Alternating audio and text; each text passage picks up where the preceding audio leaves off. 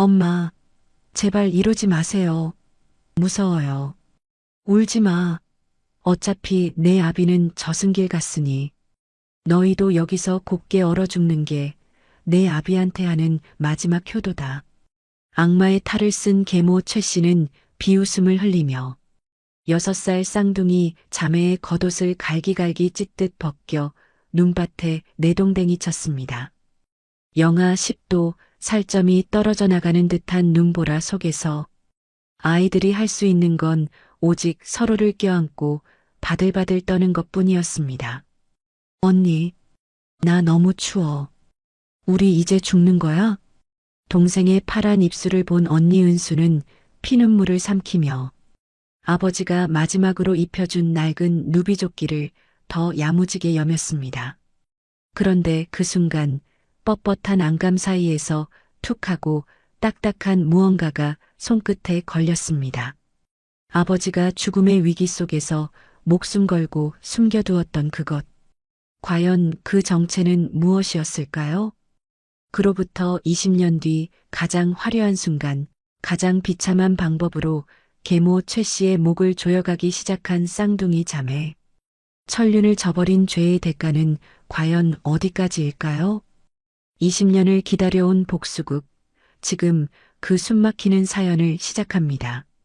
사연 시작 전 무료로 할 수 있는 구독을 눌러주시면 당신의 하루에 행운이 찾아올 거예요. 오늘의 사연 지금 시작합니다. 찬바람이 창문 틈새로 스며들어 거실의 커튼을 살짝 흔들었습니다. 이석구가 가방끈을 어깨에 매며 현관 쪽으로 향했습니다. 여보, 출장 일정이 갑자기 바뀌었어.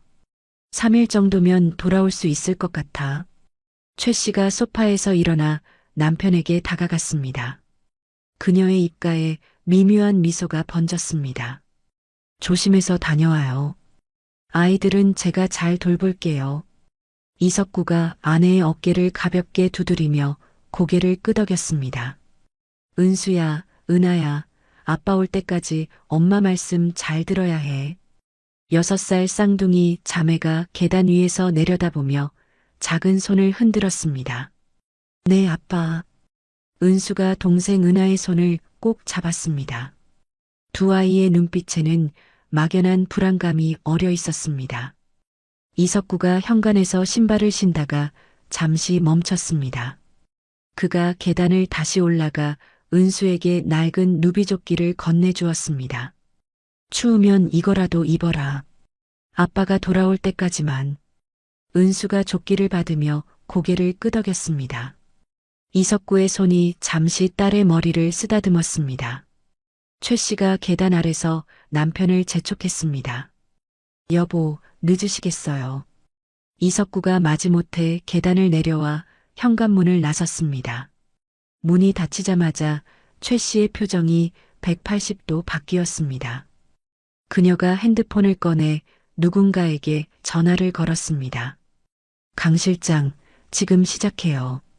전화기 너머로 남자의 목소리가 들려왔습니다. 알겠습니다. 예정대로 진행하겠습니다. 최 씨가 전화를 끊고 계단 위의 아이들을 올려다봤습니다. 그녀의 눈빛이 차갑게 식었습니다. 한편 이석구는 공항으로 향하는 도로에서 운전대를 잡고 있었습니다. 라디오에서는 경쾌한 음악이 흘러나왔습니다. 갑자기 뒤에서 달려온 대형 트럭이 그의 차를 들이받았습니다. 꽝!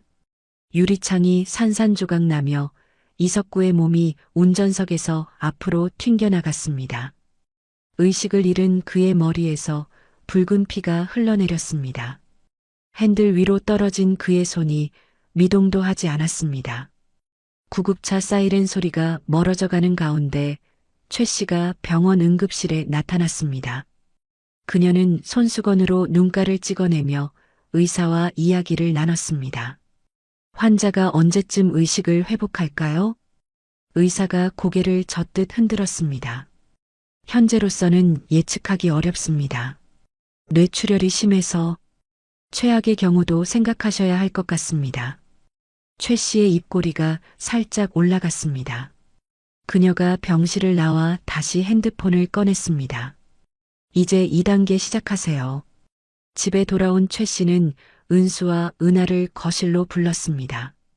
두 아이가 서로의 손을 잡고 계단을 내려왔습니다. 엄마, 아빠는 언제 오세요? 은하가 작은 목소리로 물었습니다. 최 씨가 아이들 앞에 쪼그려 앉았습니다. 그녀의 표정에서 가짜 연민이 스며 나왔습니다.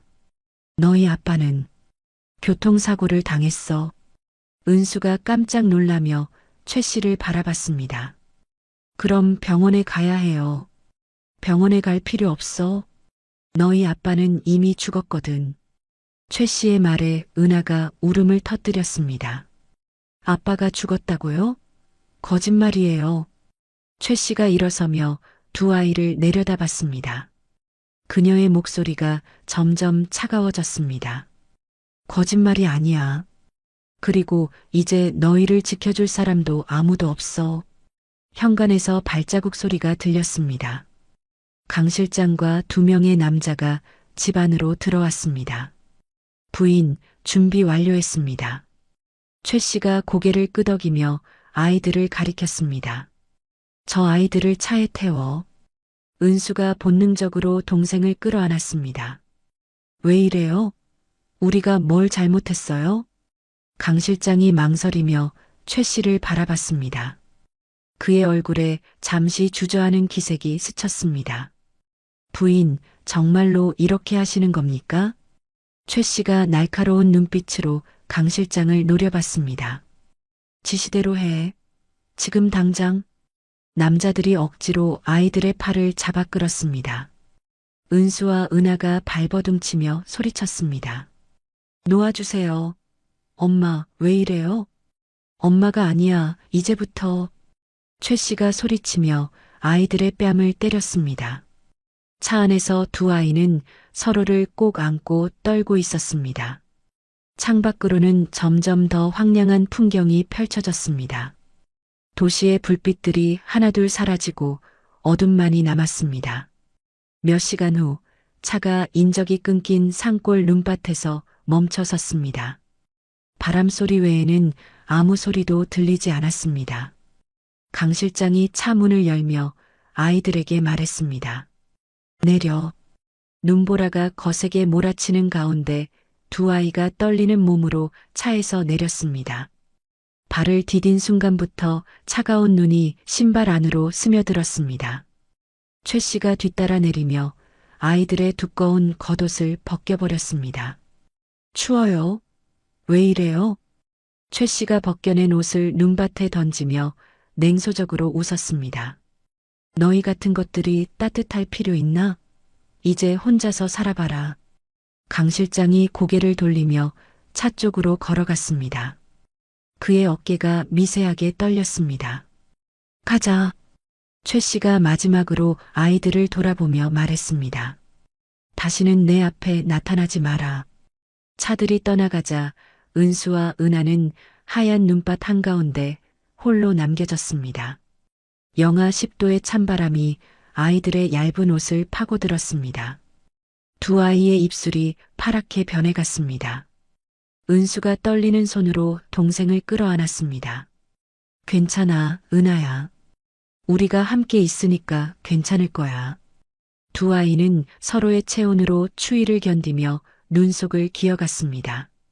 발자국들이 눈보라에 금세 지워져 갔습니다. 그때 은수는 아버지가 서둘러 입혀준 누비조끼의 안감이 이상하게 딱딱하다는 것을 느꼈습니다. 은하야, 잠깐만. 은수가 떨리는 손가락으로 조끼의 안감을 조심스럽게 뜯어냈습니다. 그 안에서 방수 처리된 작은 가죽 주머니가 나왔습니다. 주머니 안에는 검은 금속 열쇠 하나와 몇 장의 서류가 들어 있었습니다. 서류에는 복잡한 숫자들과 외국 은행 이름이 적혀 있었습니다. 은하가 언니의 어깨에 기대며 물었습니다. 언니, 이게 뭐야? 은수가 서류를 품 안에 소중히 넣으며 답했습니다. 아빠가 우리한테 남겨준 거야. 분명히 중요한 거일 거야. 두 아이는 절벽 끝에서 미끄러져 굴러떨어졌습니다. 나무들 사이를 떨어지며 은수가 은하의 손을 꼭 잡았습니다. 놓치지 마. 하지만 충격으로 두 손이 떨어지고 말았습니다. 절벽 아래 눈더미 속에서 은수가 천천히 눈을 떴습니다. 온몸이 아팠지만 다행히 숨은 쉬어지고 있었습니다. 은하야, 은하야. 은수가 주변을 둘러보며 동생을 찾았습니다. 몇 미터 떨어진 곳에서 은하가 의식을 잃은 채 쓰러져 있었습니다. 은수가 기어가서 은하를 흔들었습니다. 은하야, 정신 차려. 은하가 희미하게 눈을 뜨며 신음했습니다.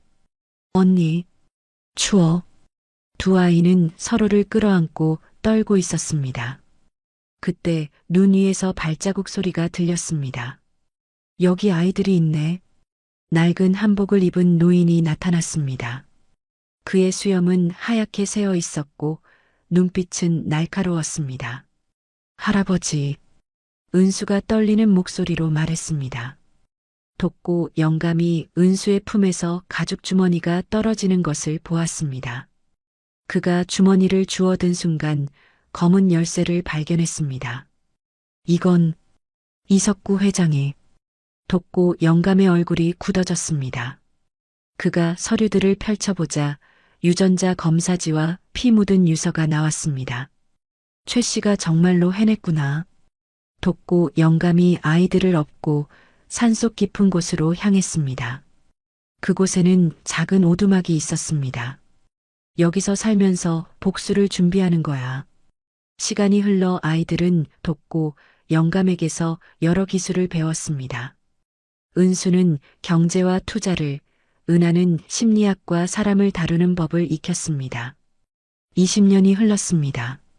서울 한복판의 고급 오피스 빌딩에서 은수가 블랙홀 홀딩스를 운영하고 있었습니다. 사장님, 최 씨 계열사 지분 32% 확보 완료했습니다. 비서가 보고했습니다. 좋아. 이제 본격적으로 압박해. 같은 시각 강남의 고급 도박장에서 은하는 민호를 상대로 심리전을 펼치고 있었습니다. 도련님, 제가 아는 투자처가 있는데요. 확실한 수익을 보장해 드릴 수 있어요. 민호가 관심 있는 표정으로 몸을 기울였습니다. 정말이야? 얼마나 벌 수 있는데? 하지만 담보가 필요해요. 회사 자산 같은 거 말이에요. 며칠 후 민호는 은하의 꼬임에 빠져 회사의 핵심 자산을 담보로 선물 거래에 투자했습니다. 하지만 하룻밤 사이에 수천억 원이 증발했습니다. 이럴 수가, 어떻게 이런 일이. 민호가 사무실에서 머리를 감싸며 주저앉았습니다. 은하가 그에게 속삭였습니다. 어머님의 비밀 금고에 뭔가 있을지도 몰라요. 그날 밤 민호는 어머니 서재의 금고를 털었습니다. 하지만 서류함은 텅 비어 있었고 대신 쪽지가 들어 있었습니다. 눈밭의 추위는 아직 끝나지 않았다. 최 씨가 빈 서류함을 보고 비명을 지르며 쓰러졌습니다. 아니야. 이럴 수가 없어. 그 순간 현관문이 열리며 정장 차림의 남자들이 들어왔습니다.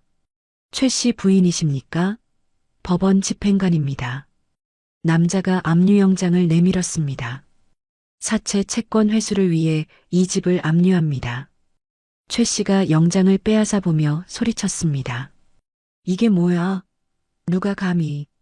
채권자는 블랙홀 홀딩스입니다. 최 씨의 얼굴이 하얗게 질렸습니다. 강 실장이 황급히 달려와 보고했습니다. 부인, 회사 본사와 공장까지 모두 압류됐습니다. 뭐라고? 최 씨가 민호의 목을 붙잡고 흔들었습니다. 너 때문이야. 내가 뭔 짓을 한 거야? 민호가 떨리는 목소리로 대답했습니다. 어머니, 저는 정말 몰랐어요. 같은 시각 산속 오두막에서 은수와 은하가 암호화된 통신으로 대화하고 있었습니다. 언니, 1단계 완료했어. 민호가 완전히 무너졌어. 나도 사채 압류 시작했어. 이제 주주총회만 남았다. 디데이는 다음 주 금요일. 20년 전 그날과 똑같은 날로 정했어. 은하가 화면 너머로 미소를 지었습니다. 드디어 복수가 끝나는구나. 아직 끝난 게 아니야. 아버지를 구할 때까지는. 은수가 검은 열쇠를 만지며 말했습니다. 지하실에서 이석구가 강 실장이 가져온 약을 먹고 있었습니다. 회장님, 따님들이 돌아오셨어요. 이석구의 눈에서 눈물이 흘러내렸습니다. 정말, 정말로. 네, 이제 곧 모든 게 끝날 겁니다. 강 실장이 조용히 말했습니다. 최 씨는 서재에서 미친 듯이 전화를 걸어댔습니다. 블랙홀 홀딩스? 대체 누구야? 나와서 얘기해. 하지만 아무도 그녀의 전화를 받지 않았습니다. 벽에 걸린 시계가 주주총회를 향해 째각째각 소리를 내며 돌아가고 있었습니다. 주주총회를 하루 앞둔 날, 은하가 호텔 로비에서 민호와 만나고 있었습니다. 그녀는 평소보다 화려한 드레스를 입고 있었습니다. 도련님, 내일이면 모든 게 끝날 거예요. 민호가 커피잔을 든 손이 떨렸습니다. 미나 씨, 나 큰일 났어. 어머니가 모든 걸 알게 되면. 은하가 가방을 열어 화장을 고치는 척했습니다. 그때 가방 속에서 작은 천 조각이 바닥에 떨어졌습니다. 강 실장이 멀리서 그 광경을 지켜보다가 천 조각을 주워들었습니다. 그의 얼굴이 순간 굳어졌습니다. 천 조각에는 은하라는 작은 글씨가 수놓여 있었습니다. 20년 전 눈밭에서 본 그 벤의 저고리였습니다. 이럴 수가.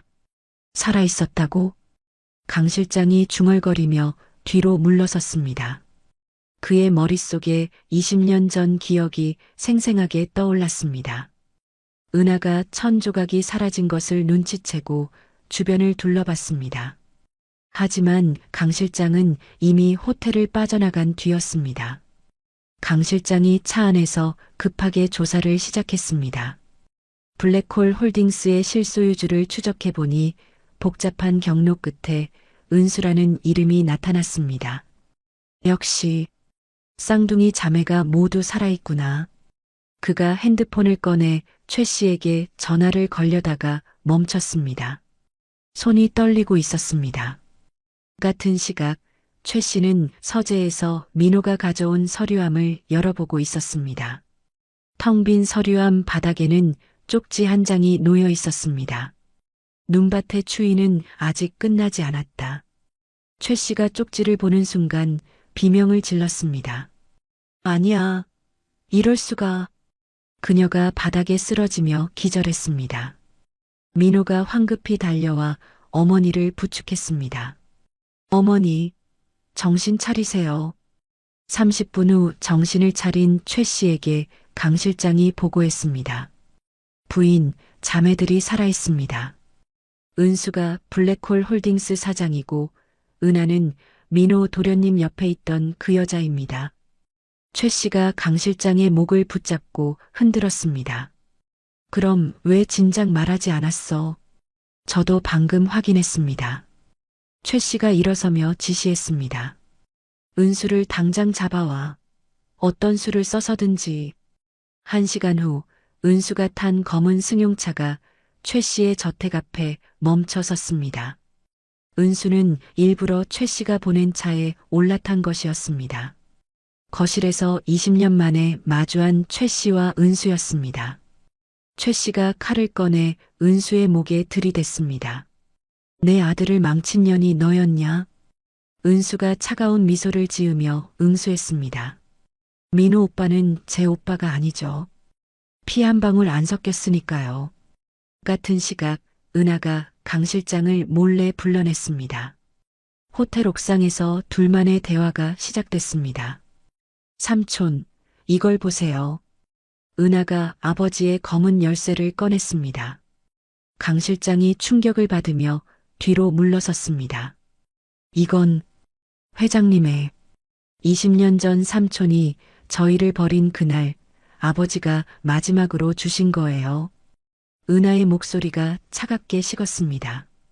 삼촌도 죄책감에 시달리셨죠? 아무 잘못 없는 아이들을 죽음의 문턱까지 내몬 일 말이에요. 강 실장이 무릎을 꿇으며 고개를 숙였습니다. 정말, 정말 미안합니다. 어떻게 속죄하면 될까요? 아버지를 구해주세요. 그분이 20년간 지하실에서 어떤 고통을 겪었는지 삼촌도 아시잖아요. 강 실장이 고개를 끄덕이며 결심을 굳혔습니다. 알겠습니다. 제가 회장님을 구해내겠습니다. 저택으로 돌아온 강 실장이 최 씨에게 거짓 보고했습니다. 부인 은수를 처리했습니다. 정말이야? 최 씨가 의심스러운 눈빛으로 강 실장을 바라봤습니다. 강 실장의 눈빛에서 뭔가 이상함을 느낀 최 씨가 별도의 핸드폰을 꺼냈습니다. 여보세요? 계획대로 실행해요. 저택을 둘러싸고 모두 불태워버려요. 강 실장이 지하실로 향하며 이석구를 구출했습니다. 비밀 통로를 통해 이석구를 밖으로 데리고 나왔습니다. 회장님, 따님들이 오셨습니다. 이석구가 20년 만에 햇빛을 보며 눈물을 흘렸습니다. 은수, 은아. 그때 저택 주변에서 용병들이 나타나 건물을 포위했습니다. 그들이 휘발유를 뿌리기 시작했습니다. 은하가 노트북으로 저택의 보안 시스템을 해킹했습니다. 모든 출입문이 자동으로 잠기며 최 씨의 퇴로가 차단됐습니다. 업로드 완료. 은하가 중얼거리며 가문의 비자금 세탁 증거들을 경찰청 서버로 전송했습니다. 저택 외곽에 불길이 치솟기 시작했습니다. 연기가 건물 안으로 스며들었습니다. 최 씨가 당황하며 서재의 금고로 달려갔습니다. 현금이라도 챙겨야 해. 하지만 금고를 열어보니 텅 비어 있었습니다. 모든 현금과 중요한 장부들이 사라져 있었습니다. 이럴 수가, 언제 이런 일이. 은수가 저택 밖에서 가방을 들고 서 있었습니다. 가방 안에는 최 씨의 모든 비자금이 들어 있었습니다. 20년간 준비한 복수였어요. 한치의 실수도 있을 수 없죠. 은수가 아버지와 강 실장을 보며 미소 지었습니다. 화재 경보가 울려 퍼지는 가운데 최 씨는 연기 속에서 절망에 빠져 있었습니다. 화재 경보가 울려 퍼지는 저택 지하실에서 은하와 강 실장이 이석구를 부축하고 있었습니다. 연기가 점점 짙어지며 숨쉬기가 어려워졌습니다. 회장님, 조금만 더 버티세요. 강 실장이 이석구를 업고 비밀 통로로 향했습니다. 은하가 뒤에서 길을 안내했습니다. 이쪽으로요. 출구가 보여요. 세 사람이 극적으로 저택에서 탈출했습니다. 밖에서 대기하던 의료진이 즉시 이석구에게 달려들었습니다. 환자분 상태가 심각합니다. 병원으로 후송하겠습니다. 구급차가 사이렌을 울리며 떠나갔습니다. 은수와 은하가 서로를 끌어안으며 눈물을 흘렸습니다. 언니, 드디어 해냈어.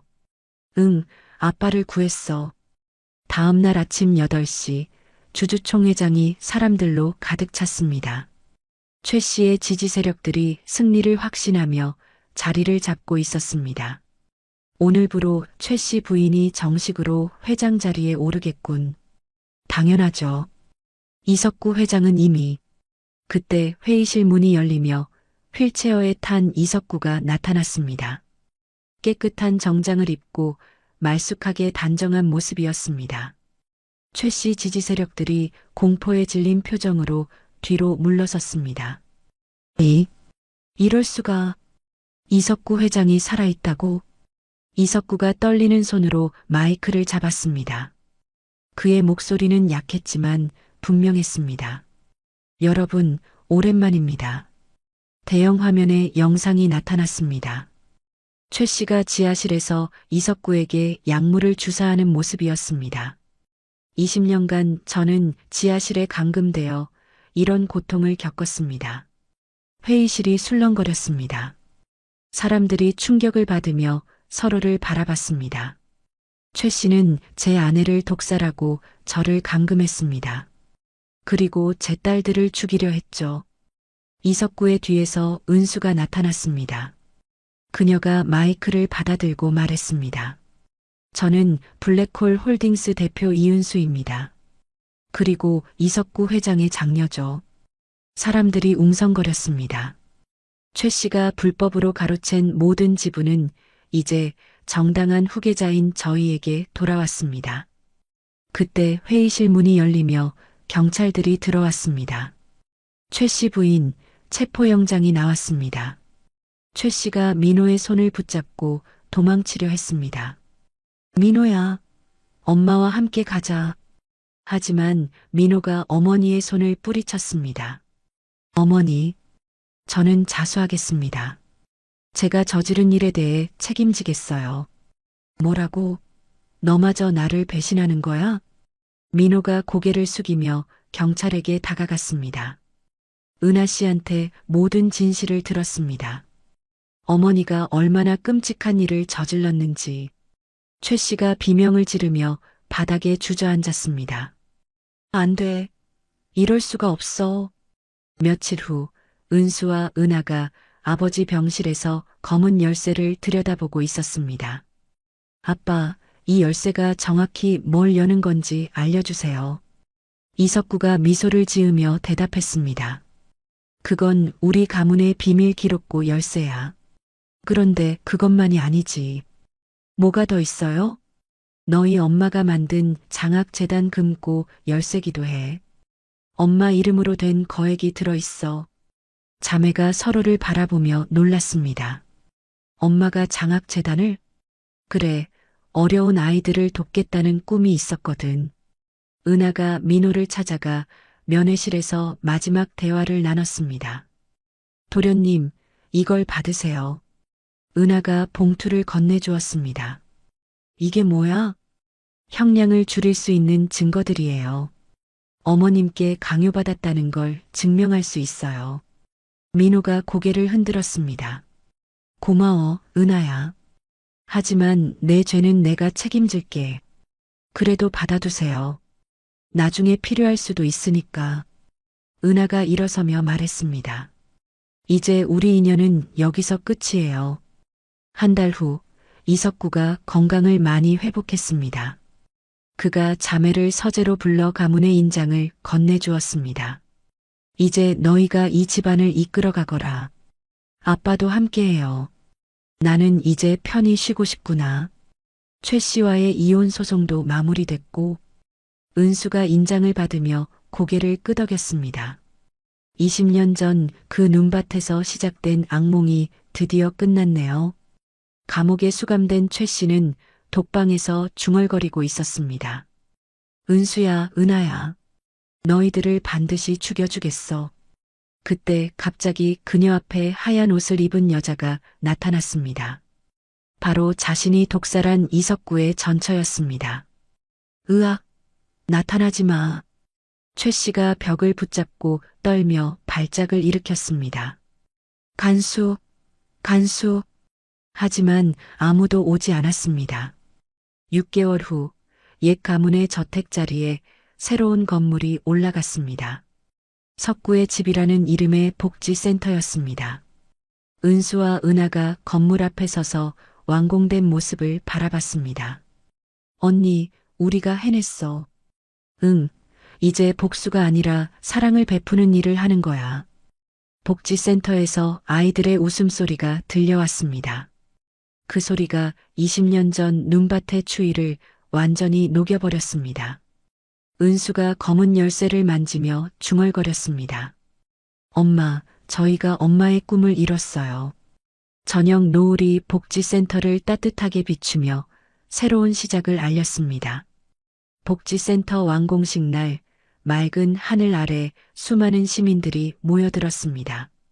은수와 은하가 아버지 이석구의 휠체어를 밀며 단상으로 올라갔습니다. 여러분, 오늘 이 뜻깊은 자리에 함께해 주셔서 감사합니다. 은수가 마이크를 잡고 인사했습니다. 관중석에서 박수가 터져 나왔습니다. 석구의 집은 저희 아버지의 이름을 딴 복지센터입니다. 어려운 아이들과 어르신들을 위한 공간이 될 것입니다. 은하가 이어서 말했습니다. 저희 자매는 어린 시절 큰 고난을 겪었습니다. 그때의 아픔을 딛고 이제는 다른 분들을 도울 수 있게 되어 정말 기쁩니다. 이석구가 떨리는 손으로 마이크를 받았습니다. 딸들아, 정말 고생 많았다. 아빠가 자랑스럽다. 그의 목소리에서 감동이 묻어났습니다. 언론들이 앞다투어 자매를 취재했습니다. 은수 사장님은 이제 재계에 떠오르는 리더로 평가받고 계시는데요. 은하 변호사님은 사회공헌 활동의 상징이 되셨습니다. 자매가 서로를 바라보며 미소 지었습니다. 20년간의 고통이 마침내 보상받는 순간이었습니다. 이석구가 단상에서 발표했습니다. 오늘부로 은수은하 재단을 공식 출범시킵니다. 딸들의 이름을 딴 이 재단으로 더 많은 분들을 도울 것입니다. 그때 무대 뒤에서 돋고 영감이 나타났습니다. 그는 깔끔한 정장을 입고 있었습니다. 돋고 어르신, 이리 오세요. 은수가 돋고 영감을 단상으로 모셨습니다. 이분은 20년 전 저희를 구해주신 은인입니다. 오늘부로 우리 가문의 최고 명예 고문으로 모시겠습니다. 돋고 영감이 감동하며 고개를 숙였습니다. 과분한 은혜입니다. 관중들이 우레와 같은 박수를 보냈습니다. 완공식이 끝난 후 겨울이 찾아왔습니다. 자매는 아버지와 함께 따뜻한 저택에서 지내고 있었습니다. 은수야, 은하야, 올해 겨울은 정말 따뜻하구나. 이석구가 벽난로 앞에 앉아 말했습니다. 아빠, 예전에는 겨울이 무서웠는데 이제는 좋아요. 은하가 아버지 옆에 앉으며 대답했습니다. 우리가 가족이니까 무섭지 않은 거야. 은수가 따뜻한 차를 가져다 주었습니다. 텔레비전에서 뉴스가 나왔습니다. 석구의 집에서 첫 번째 수의 아동들의 웃음소리가 끊이지 않고 있습니다. 화면에는 아이들이 밝게 웃으며 놀고 있는 모습이 나왔습니다. 참 보기 좋다. 이석구가 흐뭇하게 바라봤습니다. 감옥에서 민호가 은하가 보낸 책을 읽고 있었습니다. 책 사이에 편지가 끼어 있었습니다. 도련님, 진심으로 참회하시길 바랍니다. 출소하시면 새로운 삶을 사시길 응원할게요. 민호가 편지를 가슴에 품으며 눈물을 흘렸습니다. 정말 미안해, 은하야. 6개월 후 출소한 민호는 복지센터를 찾았습니다. 그는 이름을 밝히지 않고 청소와 배식 봉사를 했습니다. 이분이 누구세요? 직원이 물었습니다. 모르겠어요. 매일 와서 도와주시는데 이름을 안 알려주시네요. 밤이 되면 자매는 더 이상 악몽을 꾸지 않았습니다. 평화로운 잠에 빠져들었습니다. 언니, 요즘 잠이 정말 편해. 맞아. 더 이상 눈바꿈을 안고 저녁마다 가족이 함께 모여 이야기를 나눴습니다. 오늘 회사에서 뭐 했니? 새로운 사업 계획 세웠어요. 투명하고 깨끗한 경영으로요. 은하는 법조계 개혁 방안을 연구하고 있어요. 부정한 일들을 막으려고요. 이석구가 흐뭇하게 웃었습니다. 어느 날 돋고 영감이 자매를 찾아왔습니다. 할아버지, 어디 가세요? 이제 내 할 일은 끝났다. 산으로 돌아가야지. 같이 지내시면 안 되세요? 돋고 영감이 자매의 머리를 쓰다듬었습니다. 이제 너희 칼은 복수가 아닌 방패가 되어야 한다. 약한 사람들을 지키는 방패 말이야. 네, 할아버지. 돋고 영감이 산으로 떠나는 모습을 자매가 배웅했습니다. 1년 후 은수의 회사는 업계 1위가 되었습니다. 투명한 경영으로 모든 사람들의 신뢰를 받았습니다. 은하는 변호사로서 약자들을 위해 일했습니다. 부조리한 일들을 척결하는 데 앞장섰습니다. 언니, 우리 정말 완벽한 결실을 맺었네. 응, 엄마도 하늘에서 기뻐하실 거야. 어느 평온한 오후 자매가 복지센터를 둘러보고 있었습니다. 아이들이 행복하게 뛰어노는 모습을 바라봤습니다. 참 평화롭다. 은수가 중얼거렸습니다. 그때 멀리서 검은 승용차 한 대가 서서히 다가왔습니다. 차 안에서는 선글라스를 낀 남자들이 복지센터를 지켜보고 있었습니다. 타겟 확인했습니다. 남자가 무전기에 대고 말했습니다. 최 씨 부인이 탈출했다는 소식 들었나? 네, 정신병원에서 빼돌렸습니다. 좋아. 이제 마지막 복수를 시작하자. 검은 차가 조용히 사라졌습니다. 평화로운 오후의 정적이 다시 찾아왔지만 새로운 위험이 서서히 다가오고 있었습니다. 복지센터에서 아이들의 웃음소리가 계속 울려 퍼졌습니다. 하지만 그 평화는 곧 깨어질 위기에 처해 있었습니다. 평화로운 오후의 정적을 깨뜨리며 긴급 뉴스가 방송되기 시작했습니다. 긴급 속보입니다. 정신질환으로 형집행정지를 받아 병원에 수용되어 있던 최 씨가 의문의 무장괴한들의 도움을 받아 탈출했습니다. 은수가 복지센터 사무실에서 뉴스를 보며 얼굴이 굳어졌습니다. 이럴 수가. 그때 핸드폰이 울렸습니다. 병원에서 걸려온 전화였습니다. 은수 씨, 은하 씨가 응급실로 실려왔습니다. 은수가 급히 병원으로 달려갔습니다. 응급실에서 은하가 산소호흡기를 끼고 누워 있었습니다. 은하야, 정신 차려. 의사가 심각한 표정으로 다가왔습니다. 환자분이 갑자기 피를 토하며 쓰러졌습니다. 정밀 검사 결과, 뭐가 문제인가요? 20년 전 극한의 추위에 노출되었을 때 얻은 만성 한랭 알레르기가 심장 합병증으로 발전했습니다. 은수의 다리에 힘이 빠졌습니다. 그게 무슨 뜻이에요? 시한부입니다. 심장 이식이 아니면.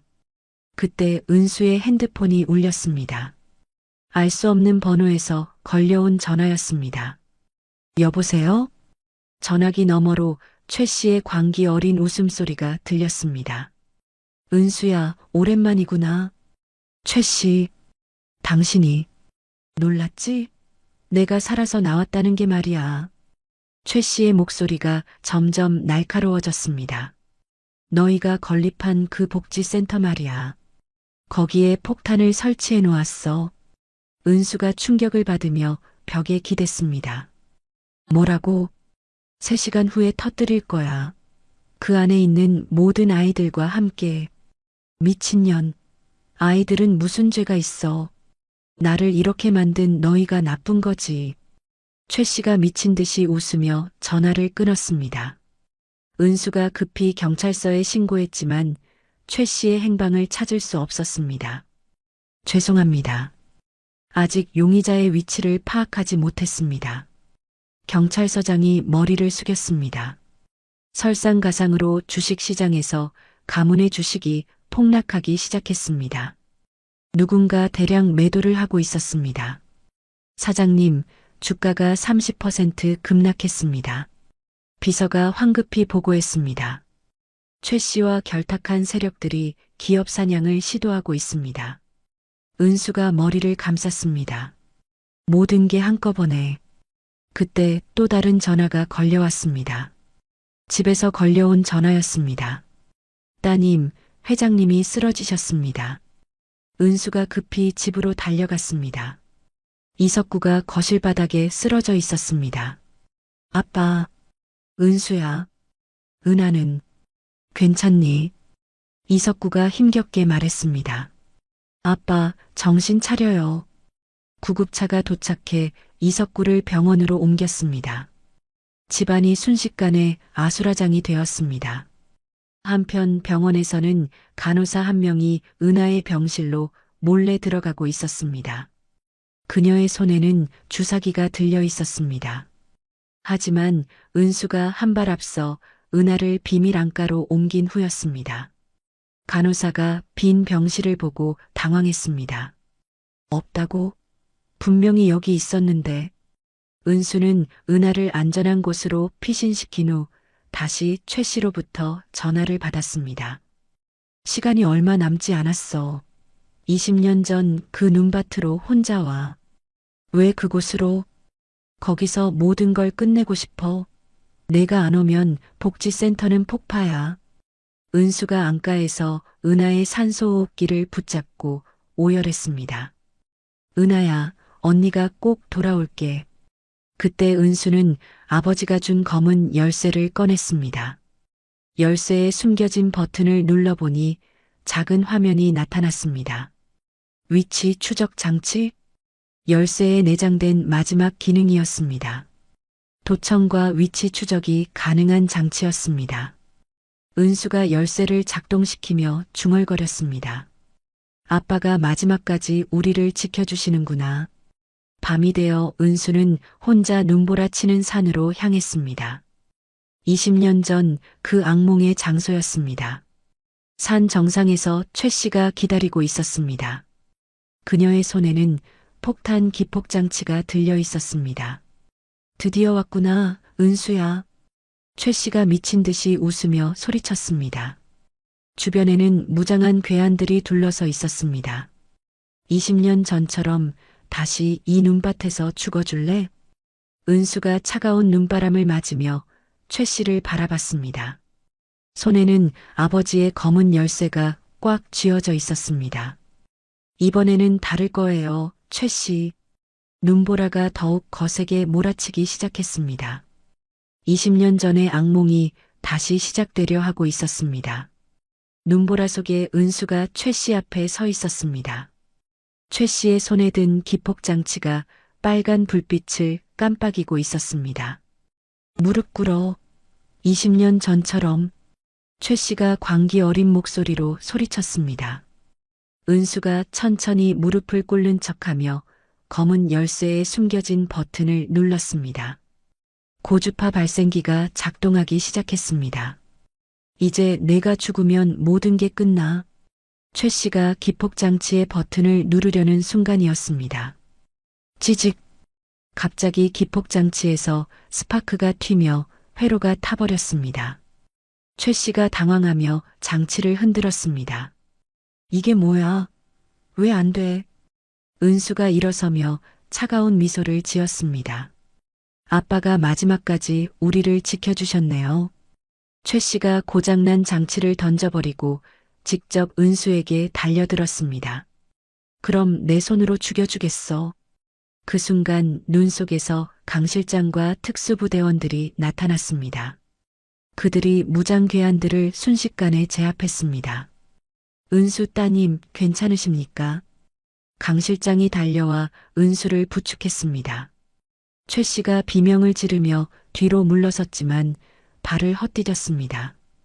그녀가 자신이 파놓은 눈구덩이 함정에 빠져버렸습니다. 으악! 내 다리! 최 씨의 다리가 부러지는 소리가 났습니다. 그녀가 고통스럽게 신음하며 바닥에 쓰러졌습니다. 은수가 최 씨의 손목을 잡으며 차가운 눈빛으로 내려다봤습니다. 당신이 우리에게 준 고통은 여기까지예요. 안 돼. 이럴 수가. 최 씨가 절망하며 중얼거렸습니다. 강 실장이 무전기를 꺼내 보고했습니다. 본부, 폭탄 해체 완료했습니다. 복지센터는 안전합니다. 다행이다. 은수가 안도의 한숨을 쉬었습니다. 한편 비밀 안과에서 은하가 긴급 수술을 받고 있었습니다. 집도하는 의사가 땀을 흘리며 수술에 집중하고 있었습니다. 심장 이식 수술이 성공적으로 진행되고 있습니다. 간호사가 보고했습니다. 기증자는 뇌사 상태에 빠진 최 씨의 과거 신복이었습니다. 그가 생전에 자신의 죄를 씻기 위해 미리 장기 기증 서약을 해둔 것이었습니다. 수술 성공입니다. 의사가 기쁘게 외쳤습니다. 며칠 후 은하가 의식을 되찾았습니다. 은수가 병실에서 동생의 손을 잡고 있었습니다. 언니, 나 살았어? 응, 살았어. 기적이야. 이석구도 심장마비에서 회복되어 딸들의 병실을 찾았습니다. 아빠, 우리 딸들 정말 고생 많았다. 가족이 다시 한번 완전한 결합을 이뤘습니다. 주식시장에서는 은수가 미리 준비한 영매수 작전이 발동됐습니다. 최 씨와 결탁했던 기업 사냥꾼들이 오히려 전 재산을 잃고 파산했습니다. 사장님, 적들이 모두 법정에 섰습니다. 비서가 기쁘게 보고했습니다. 최 씨는 이번 사건으로 가중 처벌을 받아 특수경비교도소에 영구 격리됐습니다. 그녀는 독방에서 자매가 보낸 눈밭 풍경화를 보며 점점 정신이 무너져 갔습니다. 은수야, 은하야, 왜 나만? 최 씨가 그림을 보며 중얼거렸습니다. 한 달 후 은하가 완전히 회복됐습니다. 자매는 이 사건을 계기로 더욱 단단해졌습니다. 언니, 우리 정말 모든 걸 이겨냈네. 응, 이제 진짜로 자유야. 언론에서는 자매를 사회적 재난을 막아낸 영웅으로 추앙했습니다. 이은수, 이은하 자매가 테러를 막아낸 영웅으로 떠오르고 있습니다. 뉴스 앵커가 보도했습니다. 가문의 위상이 더욱 공고해졌습니다. 은수의 회사는 업계 최고의 신뢰를 받게 됐습니다. 어느 저녁 가족이 함께 모여 식사를 하고 있었습니다. 아빠, 이제 정말 모든 위협이 사라진 거 맞죠? 은하가 물었습니다. 그래, 이제는 평화만 남았다. 이석구가 따뜻하게 미소 지었습니다. 창밖으로는 평화로운 저녁 노을이 지고 있었습니다. 자매는 아버지와 함께 진정한 자유를 만끽하고 있었습니다.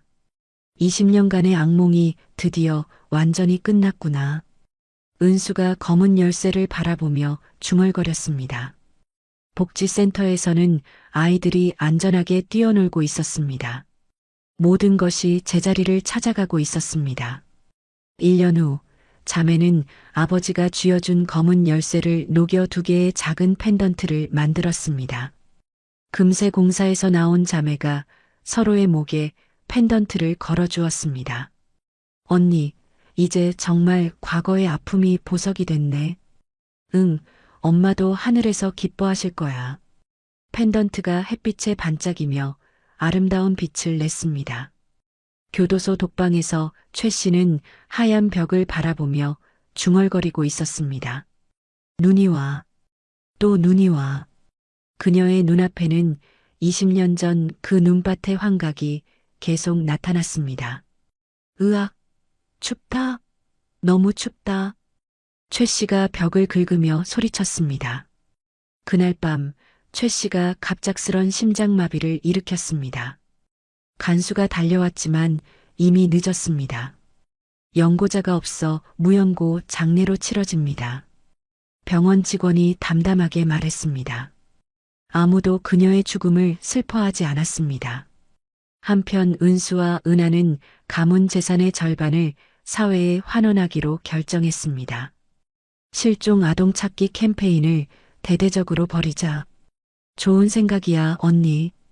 전국적인 캠페인이 시작되자 수많은 가족이 상봉했습니다.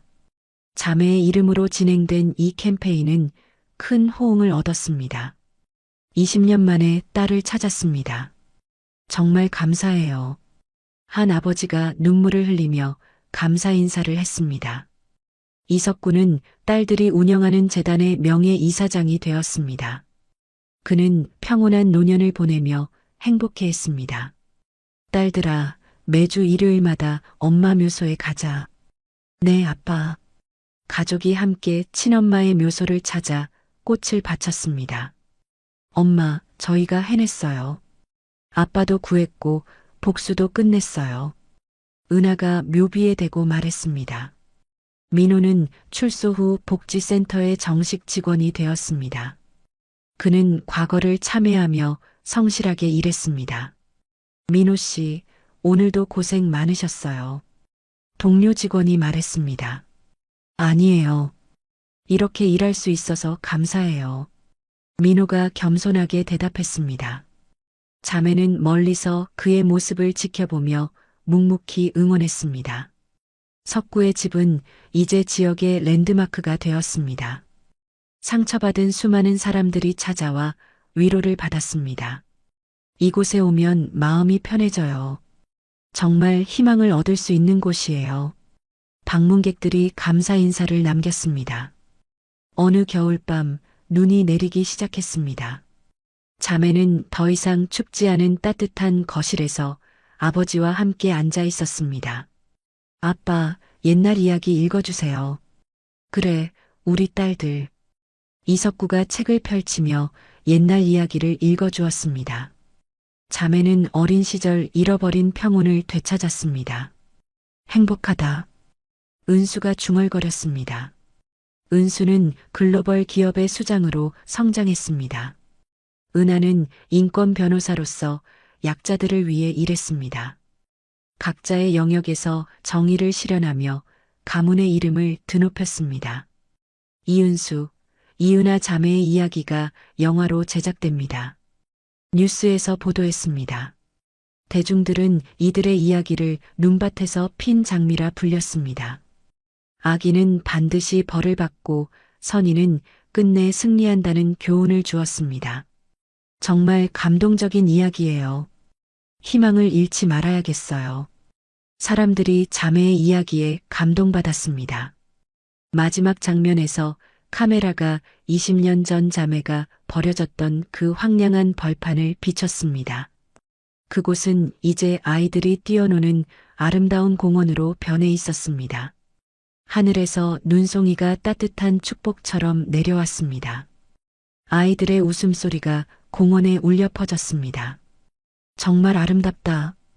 공원을 산책하던 사람들이 감탄했습니다. 눈송이가 하나둘 쌓이며 하얀 담요를 만들었습니다. 하지만 이제 그 눈은 더 이상 차갑지 않았습니다. 따뜻한 희망의 상징이 되었습니다. 멀리서 은수와 은하가 공원을 바라보며 미소 지었습니다.